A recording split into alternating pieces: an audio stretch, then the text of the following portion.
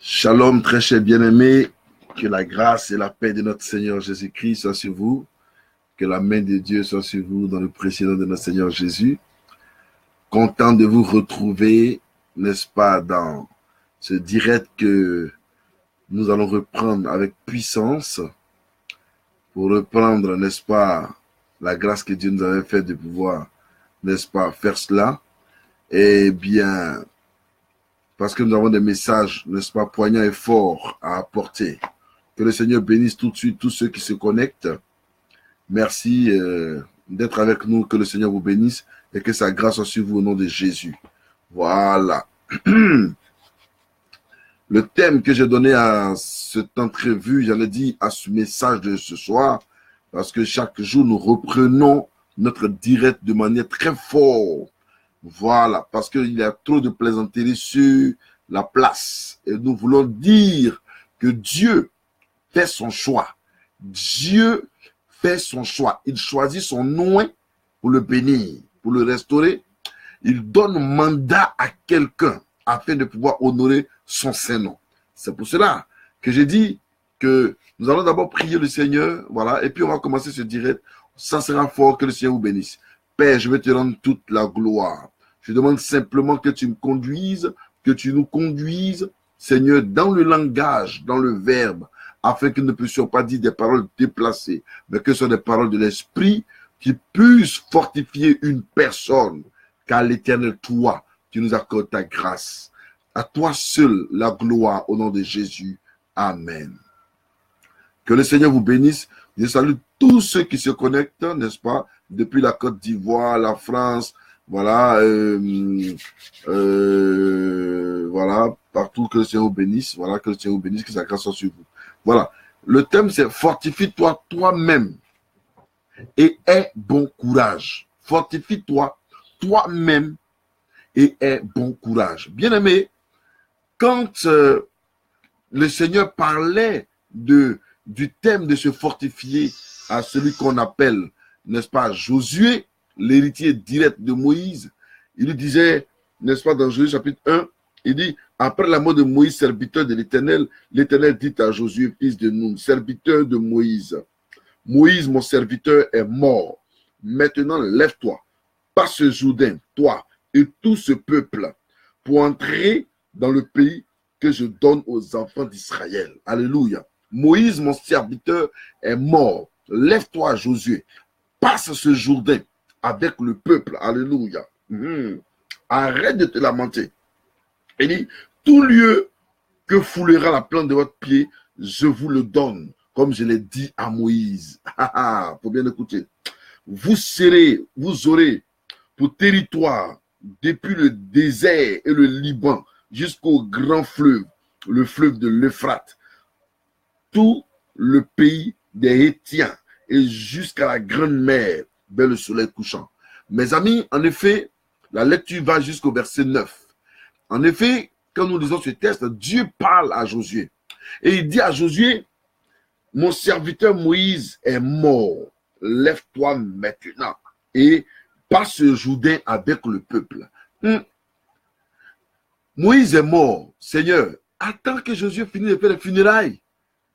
Non, Josué ne doit pas attendre. Il doit se lever avec le peuple et il doit guider le peuple jusqu'à destination. Mes amis, qui est Moïse pour Josué? Moïse était comme un père pour Josué. Moïse était comme un guide pour Josué. Moïse était comme un ami pour Josué. Moïse était comme un homme fort pour Josué. Moïse était comme un homme déterminé, où Josué le regardait avec ascendant. Il était même, j'allais même dire, épris de moi. Il était rempli de joie quand il regardait Moïse. Quand il regardait Moïse, il voyait en lui son obi. Il voyait en lui un père et tout cela. Mais à un moment donné, vous savez, des situations peuvent arriver où tu ne peux pas voir quelqu'un à côté de toi, où tu as besoin de tout le monde pour te donner consolation, où tu as besoin d'un père pour te donner consolation, mais tu ne peux pas avoir. C'est en ce moment-là que Dieu dit, regarde, quand tu naissais là, tu es né seul. Quand tu naissais, tu es né seul. Il t'a envoyé seul sur la terre. Du moment où tu prends ton indépendance, où tu deviens une personne, où tu deviens quelqu'un de très important, c'est-à-dire quelqu'un de mature, le Seigneur te permet de prendre l'engagement de réussir. Mais il ne faut pas compter sur quelqu'un sur la terre. Voilà. Il faut apprendre. C'est-à-dire Dieu veut apprendre à Josué de ne plus apprendre à compter sur quelqu'un. Parce que celui qui donne la sagesse, c'est Dieu. Celui qui accorde sa grâce, c'est Dieu. Celui qui accorde, n'est-ce pas, la vie, c'est l'Éternel des armées. Maintenant, mes amis, en comptant sur les hommes peuvent te tromper, les hommes peuvent te détruire, les hommes peuvent, même, j'allais même dire, même tu es dans les pleurs. On a vu des gens ici, des gens qui ont perdu soit quelqu'un dans leur vie ou leurs parents, pendant qu'ils sont en train de pleurer. On a vu des frères du parent qui sont passés derrière prendre tous les biens. On a vu des gens qui sont en plein funérailles. Quand des rivales se sont levés, elles sont allées, n'est-ce pas, lutter à fait de biens matériels. Vous comprenez? C'est-à-dire que tu peux être dans une situation où les hommes ne peuvent pas te comprendre. Mais la Bible déclare qu'à partir de maintenant, chaque enfant de Dieu doit pouvoir se fortifier. Chaque enfant de Dieu doit pouvoir prendre le temps de se fortifier, le temps de parler à Dieu, le temps de s'approcher de Dieu, le temps de dire maintenant, j'ai atteint la maturité, je prends mon envol avec le Saint-Esprit et j'ai pour ami l'Esprit de Dieu qui me conduit. C'est pour cela que beaucoup de sorcellerie qui se passe sur les réseaux sociaux, hein, il faut faire très attention. Parce que chacun se proclame, chacun dit, chacun annonce. Mais qui dit la vérité? Mes amis, Jésus revient bientôt. Jésus revient bientôt. Nous sommes appelés à glorifier Dieu.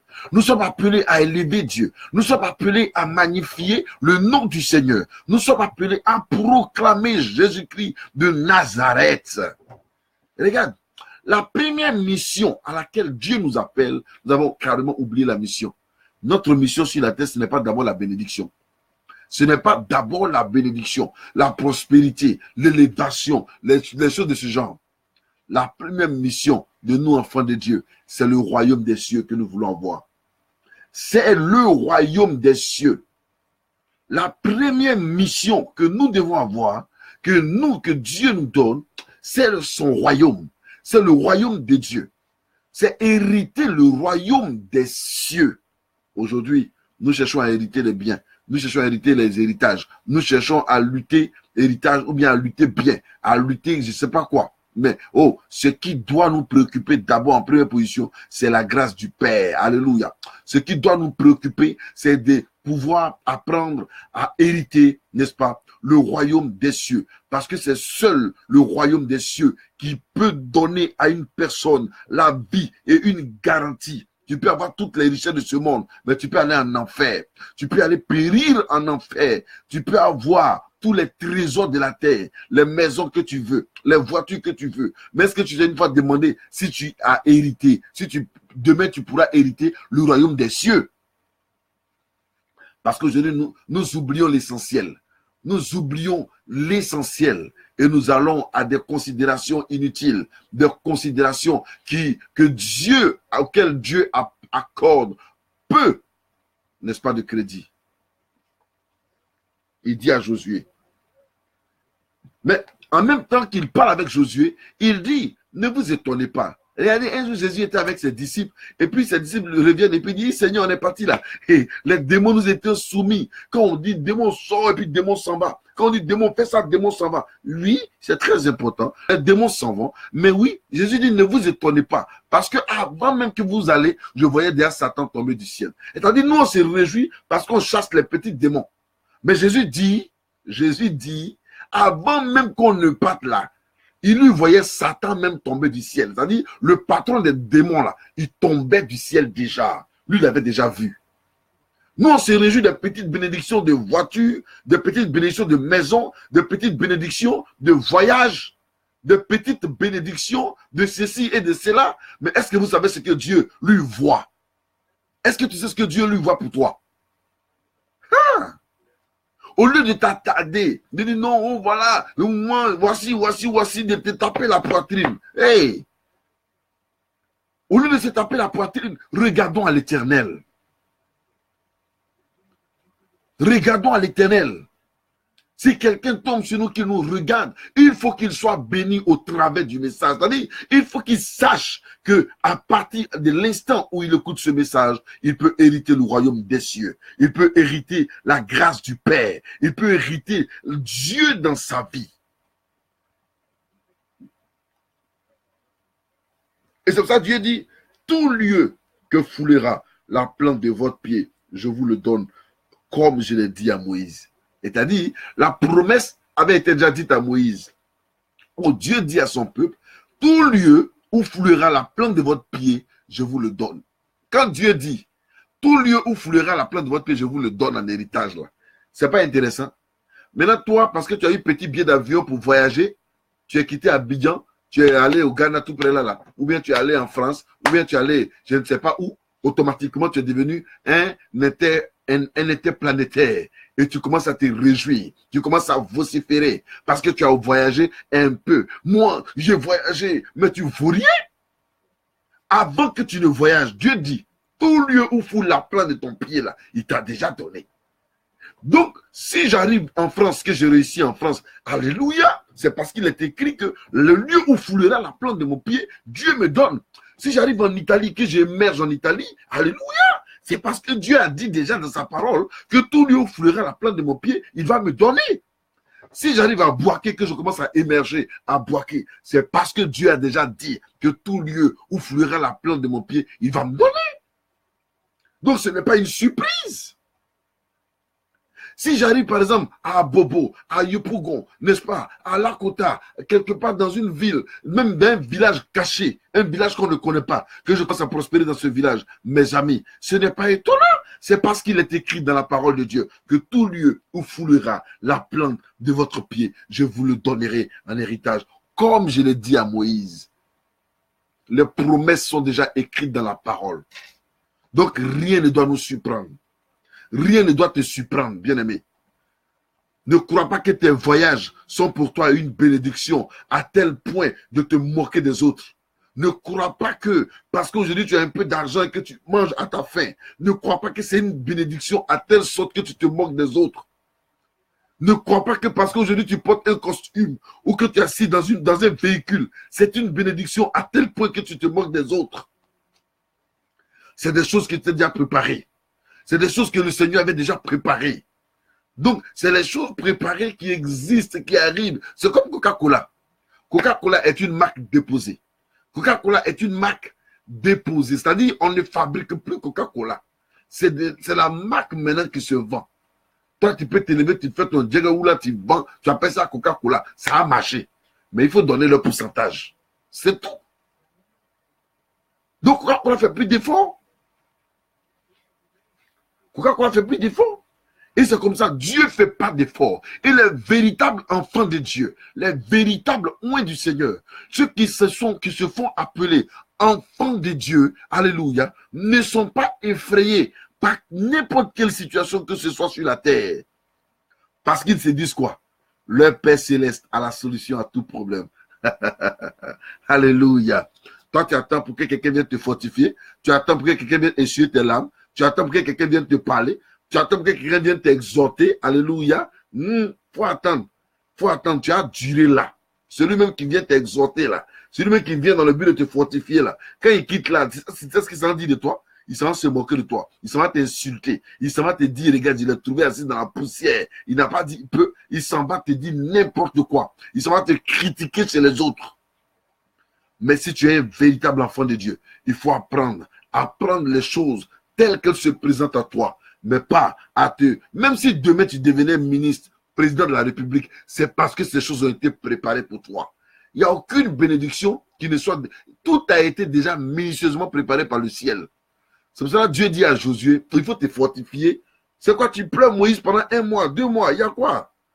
Fortifie-toi, prends courage. Tu veux que le monde entier vienne te voir avec des larmes? Tu veux que le monde entier vienne te voir avec quoi? Mais non, Moïse. Mais non, Josué. Fortifie-toi. Prends courage. Arrête de courir de prophète en prophète, de pasteur en pasteur.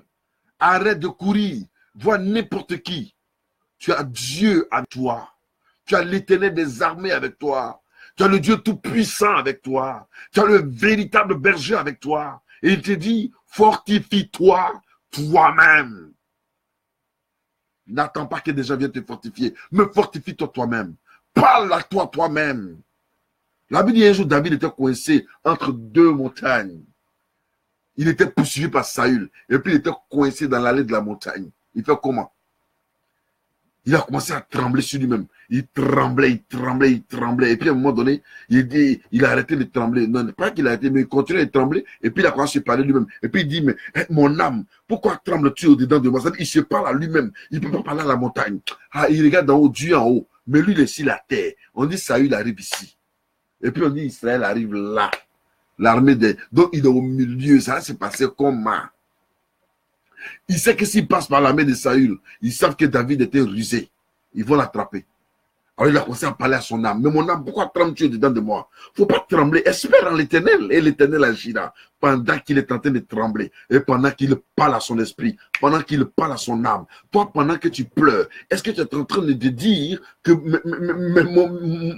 mon âme, pourquoi tu pleures? Et puis tu es là, tu pleures. Oui, mon âme, pourquoi tu pleures? Il ne faut pas pleurer. Toi-même, il faut t'apporter des paroles de consolation. Apporte-toi des paroles pour te fortifier. Ne laisse pas. Parce que ceux qui viennent dans le but de te fortifier ajoutent quelque chose à ce que toi, tu ne penses pas.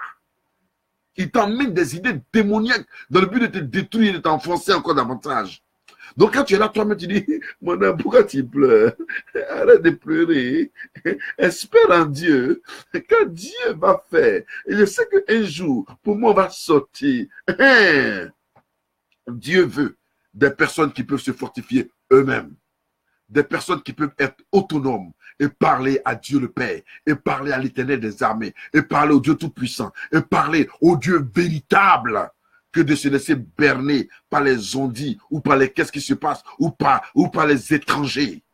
Ne laisse pas les étrangers entrer dans ta vie, n'importe comment et n'importe quand. Ah oui, ne laisse pas les gens entrer dans ta vie n'importe comment. Parce que la porte de ta vie, elle doit être gardée secrète. Ne laisse pas n'importe qui entrer dans ta vie et ressortir comme une prostituée ou bien comme un prostitué. Il faut savoir avec qui tu tisses amitié. Il faut savoir avec qui tu tisses tes relations. Il faut savoir avec qui tu marches. La Bible dit, deux hommes marchent-ils ensemble sans en être convenus au départ?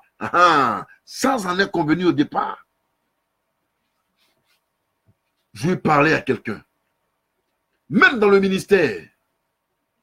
Dans le ministère dans lequel Dieu nous a appelés pour que nous puissions travailler dans sa plantation. Qu'est-ce qui se passe? Il y a trop de choses. Aujourd'hui, à cause de ce qu'on appelle bénédiction, richesse, gloire, les mots gloire, richesse, bénédiction ont hanté d'autres personnes. Ça les a tellement hantés qu'ils sont devenus des fous. Je dis bien des fous. La folie est entrée en eux. Ils ont oublié que Dieu, quand il commençait sa création, quand il parlait déjà à Josué, dans le livre de Josué déjà, il disait à Josué, reste tranquille. Tout lieu où foulera la plante de ton pied, je te le donne. Comme j'ai déjà dit à Moïse. Donc, il y a déjà ce qu'on appelle, alléluia, il y a déjà ce qu'on appelle la bénédiction de l'Éternel qui existe. La grâce de Dieu qui existe. Un enfant de Dieu ne peut pas être surpris par une guérison miraculeuse qui se produit dans sa vie. Non, tu ne peux pas être surpris de ça. Aïe, ton papa est président de la République. On te donne une voiture, tu es surpris. Ton papa est président de la République, on te donne une voiture, tu es surpris. On te donne garde de quoi tu es surpris. Mais non, tu n'es pas surpris. Tu n'es pas surpris parce que c'est normal en tant que fils de président. Alléluia. Or, nous sommes fils du roi des rois, fils du Seigneur des seigneurs, fils de l'alpha et l'oméga, fils du royaume. Alléluia. Nous sommes enfants du royaume. Enfants du royaume. Notre cité, c'est le royaume de Dieu. Notre cité, c'est le paradis de Dieu. Alléluia. Notre cité, c'est le paradis divin de Dieu. D'où vient qu'on doit s'effrayer? D'où vient qu'on doit mendier? D'où vient qu'on doit se voir comme des lâches? D'où vient qu'on doit se voir comme des gens qui font pitié? D'où vient qu'on doit se voir comme, n'est-ce pas, des gens bêtes? D'où vient qu'on doit se voir comme des gens qui sont mal en point? Non, même si je n'ai pas mangé aujourd'hui, ça ne fait pas de moi un enfant de pauvre. Ça fait de moi un enfant de béni, un enfant de roi des rois, de seigneur des seigneurs, de l'alpha et de l'oméga. Les gens pensent que c'est avoir l'argent seulement, qu'on dit, c'est pas seulement avoir l'argent qui fait d'une personne être riche, hein? Non, je suis désolé, hein? Ah bon. L'argent, c'est pas l'argent seulement qui fait, c'est pas avoir seulement de l'argent qui fait d'une personne être riche. Ah non! On n'a pas besoin de se glorifier pour des biens éphémères et matériels. Non! On a l'histoire de Coca-Cola, on a l'histoire de Caterpillar, on a l'histoire de comment des géants qui, au lieu même de donner la dîme, et ils donnaient le 9% à Dieu et ils gardaient la 10e partie. Ils donnaient le 9% à Dieu et ils gardaient la 10e partie. Bon, ils sont devenus des petits milliardaires et ils ne s'en glorifient pas. Et ils ne s'en glorifient pas. Alléluia. La destinée de l'enfant de Dieu et la destinée véritable du Fils de Dieu, c'est le paradis. Oui, je suis d'accord avec ça. Nous n'avons pas besoin. Nous n'avons pas besoin d'un certain nombre de choses. Et aujourd'hui, on ne nous prêche même plus le paradis. On nous prêche que l'argent, la bénédiction, l'argent, la bénédiction, l'argent. Il faut avoir de beaux costumes. Il faut avoir ceci. Il faut avoir cela. C'est seulement que la bénédiction qu'on prêche. Mais la rentrée au ciel, là, on prêche plus ça. Hein? La rentrée au paradis, là, on prêche plus ça. C'est ça, la Bible dit que les autres, là, ils savent qu'ils ne vont pas rentrer au paradis. Mais ils ne vont pas vous prêcher le paradis. Ils savent qu'ils vont, eux-mêmes, ils ne vont pas rentrer là-bas. Donc, ils vont vous empêcher, ils vont vous aveugler en vous prêchant des paroles bizarres, en vous prêchant des paroles bizarres, sauvages. Il y a des gens que j'entends dans des prédications où ils parlent pratiquement des choses très amères, où ils parlent du sexe, ils insultent comme c'est pas permis. Oh, il y a quoi? Il y a quoi? Et ils sont acclamés. C'est normal. C'est normal qu'ils soient acclamés. C'est tout à fait logique. Parce que c'est comme ça. Parce que c'est comme ça. La Bible, dans les derniers temps, les gens seront comme ils seront des fanfarons. C'est-à-dire, ils auront la démangeaison d'entendre les bonnes choses. Ils auront la démangeaison d'entendre les bonnes choses. Hein? Voilà. Donc, on les blaguer, on les mentit, on les fait ceci, on les fait cela. Mes amis, je vais vous dire la vérité. Je vais vous dire la vérité. Jésus revient bientôt. Et je vous le dis, moi, j'ai reçu la révélation. Le Seigneur m'a révélé cela clair et net. Je ne parle pas pour parler. Mais quand le jour où il y a eu la vision, où le Seigneur m'a envoyé au ciel, où il me disait de venir avertir son peuple, je pense que le temps, la période là est arrivée. Mais Jésus revient bientôt. Voilà. Jésus-Christ revient bientôt. C'est pour ça qu'il faut te fortifier. Toi qui m'écoutes ce soir, il faut te fortifier. Il faut ouvrir ton cœur à l'Éternel. Il faut arrêter avec le péché. Il faut arrêter avec le péché. Il faut arrêter avec la sorcellerie. Il faut arrêter avec les œuvres des ténèbres. Arrête avec comment j'ai dit ça, le mensonge. Ton caractère orgueilleux là, il faut arrêter ça. Vivons dans la sanctification, car le royaume des cieux est proche. Mes amis, le monde entier se prépare à la guerre. La Russie, l'Europe, la Corée du Sud, la Corée du Nord, les États-Unis, toutes les nations se préparent à une guerre terrible. Ce sera une guerre sans merci. Et ils ont appelé ça la 3e guerre mondiale. Parce que pour eux, toutes les guerres sont des guerres qui ont des noms. Mais cette fois-ci, cette guerre-là, ça va les échapper.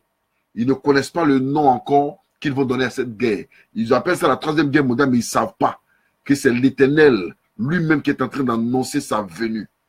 Parce que les trompettes ont déjà sonné. Les trompettes de l'Apocalypse ont déjà sonné. ont déjà sonné. Aujourd'hui, quand vous regardez pratiquement la plupart des pasteurs, tout le monde sonne du corde, c'est-à-dire du chauffard. Pompon, pompon, pompon. Ce n'est pas rien. Ce n'est pas des choses qui existaient avant dans le milieu évangélique. Mais pourquoi c'est en train de venir? C'est en train de venir parce que tout cela annonce l'arrivée de Christ.